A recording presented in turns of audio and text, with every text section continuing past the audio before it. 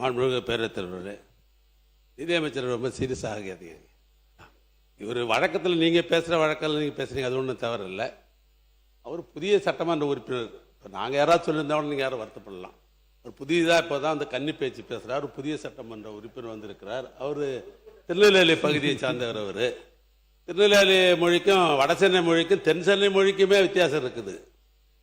தென்னார்காடு மாவட்டத்திலலாம் பார்த்தீங்கன்னா 82 83 தான் சொல்லுவாங்க, 82 83 சொல்ல மாட்டாங்க. பழக்கம் வீடுன்னு சொல்லுவோம் பல பேர். தென்னார்காடு மாவட்டத்தில் ஊடுன்னு சொல்லுவாங்க, வீட்டுக்கு போறேன்னுவாங்க, வீட்டுக்கு போறேன்னு சொல்றாங்க.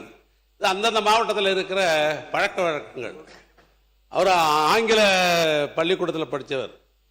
ஏன்னா அவர் மாப்பிள்ளையா இருக்கும்போது எனக்கு அவருக்கு தெரியும். ஏன்னா என்னுடைய அண்ணனுடைய மாப்பிள்ளானால அவர் கல்யாணம் பண்ணுற காலத்துலேயே தெரியும். அப்படிதான் பேசுவார் அவர், எனக்கே தெரியும். அதுவும் தமிழ்நாட்டை பொறுத்தவரைக்கும் இருமொழி கொள்கை உள்ள மாநிலம் இந்த மாநிலம். ஆங்கிலமும் தமிழும் இரண்டும் உள்ள மாநிலம்.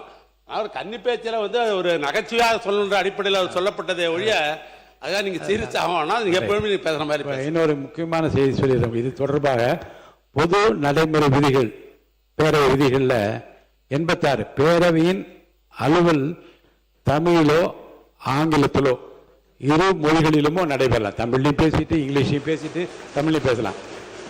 இன்னொரு சுவையான செய்தி உங்களுக்கு சொல்கிறேன். இதே அவையில் மாண்புமிகு முதலமைச்சராக புரட்சித் தலைவர் அம்மா உட்கார்ந்திருப்பார்கள். எதிரில் திரு கோபிநாத் என்கின்ற ஒரு மாண்பு உறுப்பினர் இருப்பார். அவர் ஓசூரை சேர்ந்தவர்.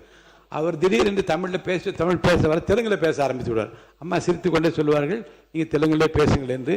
தெலுங்கிலே அம்மா பதில் சொல்லுவார். ஆக மொழியை காட்டிலும் எந்த உணர்வோடு சொல்லுகிறோம் என்பதை மக்களும் மாமன்ற உறுப்பினர் புரிந்து கொண்டார்களா இல்லையா என்பதுதான் பிரச்சனை. அந்த வகையில் இப்போது மாண்புமிகு நிதியமைச்சர் இதை புரிந்து கொண்டிருப்பார், மாண்புமிகு உறுப்பினர் புரிந்து கொண்டிருப்பார். புரிந்ததில் இருப்பதனால் இத்தோடு முடித்து விடுகிறோம்.